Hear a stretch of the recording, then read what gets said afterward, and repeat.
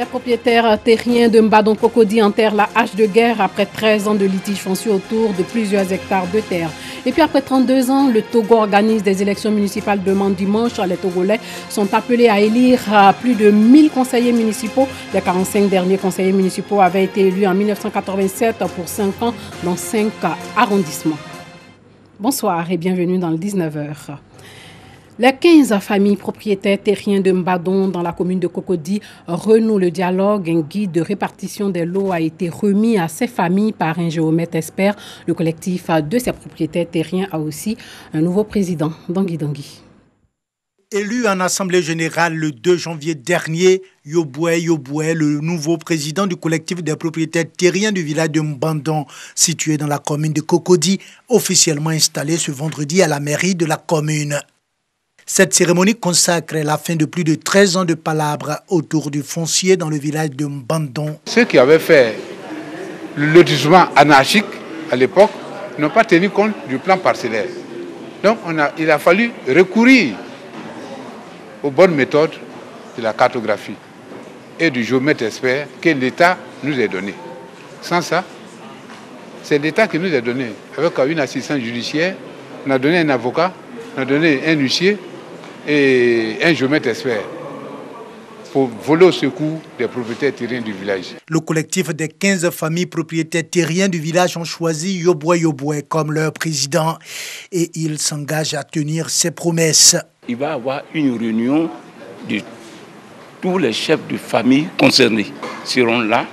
Maintenant, chaque chef de famille aura son papier. Il va aller avec et puis réunir les membres de sa famille. L'installation du nouveau président du collectif des propriétaires terriens de Mbadon a été suivie de la remise du guide de répartition des lots entre les 15 familles propriétaires terriens par un géomètre expert.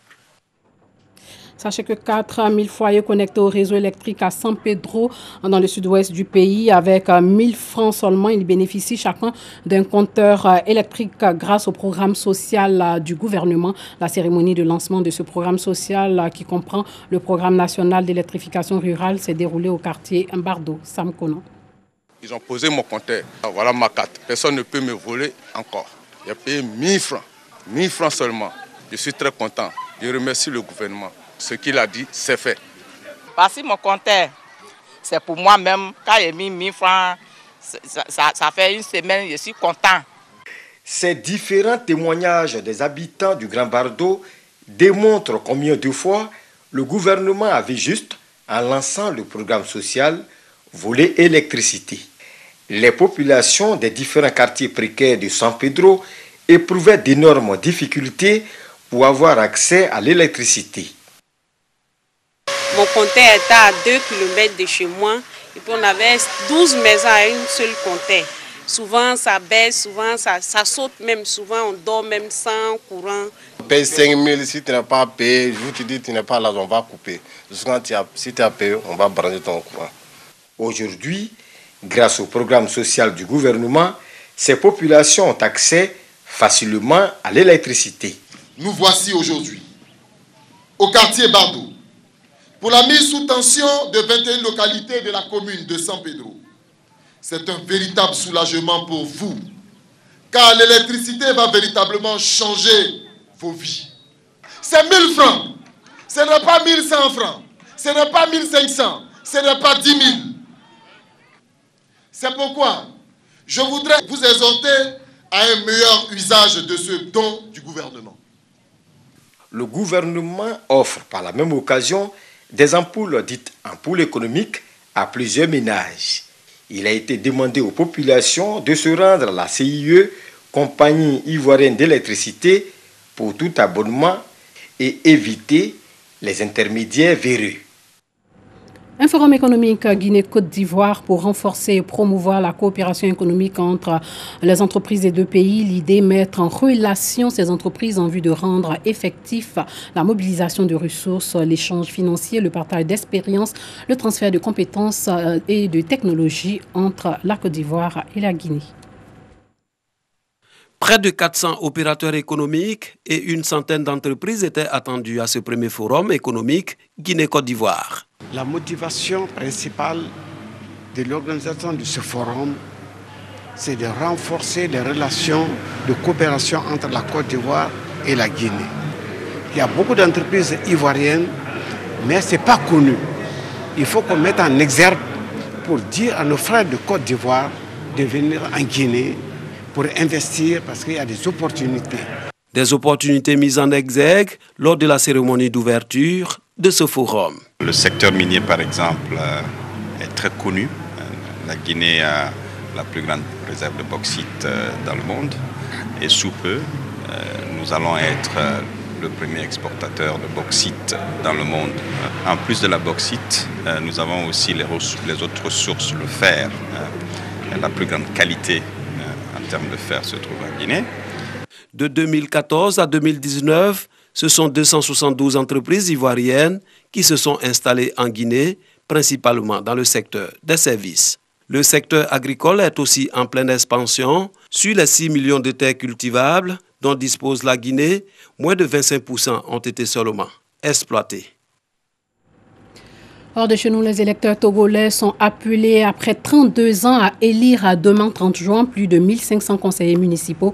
L'opposition qui avait boycotté les élections de 2018 participe au scrutin. 11 400 candidats sont en lice. Les 45 derniers conseillers municipaux avaient été élus en 1987 pour 5 ans dans 5 arrondissements.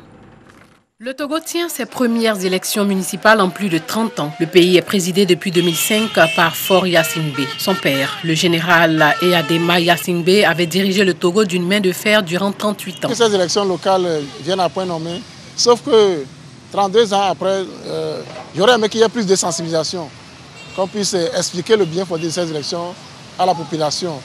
Après ces élections, donc, que les Togolais se sentent vraiment que ceux qu'ils ont choisis, ils sont vraiment là pour leur cause. Les actions du gouvernement ont présenté leurs limites. Les populations, la demande sociale n'est pas suffisamment satisfaite. Donc il est important que le gouvernement change de stratégie. Donc, conformément à la Constitution, le gouvernement a décidé d'organiser les élections locales en vue de redonner le pouvoir à la population, à la base, pour que cette population puisse prendre en main son destin. Ce retard est dû au fait que le Togo a connu aussi des crises politiques successives, mais il faut aussi noter le manque de volonté politique de la part de nos leaders des deux camps, parce que ni le pouvoir ni l'opposition, personne n'insiste trop sur la tenue des élections locales. Les Togolais se rendront aux urnes dimanche 30 juin prochain. Pour être plus précis sur cette actualité, sachez que les élections n'ont pu se tenir en 1992 au Togo en raison des crises politiques successives. Ils sont donc restés en poste, les conseillers, jusqu'en 2001 et la mise en place à cette date de délégations spéciales composées de personnalités désignées par le pouvoir. La gestion des communes par ces délégations spéciales est critiquée. Cette élection intervient quelques semaines après l'adoption d'une nouvelle loi permettant au président Faure Gnassingbé de se présenter en 2020 et en 2025 alors que des centaines de milliers de personnes réclamaient depuis 2 ans le changement et la limitation des mandats présidentiels. Merci chers téléspectateurs de nous avoir suivis. Voilà, portez-vous bien.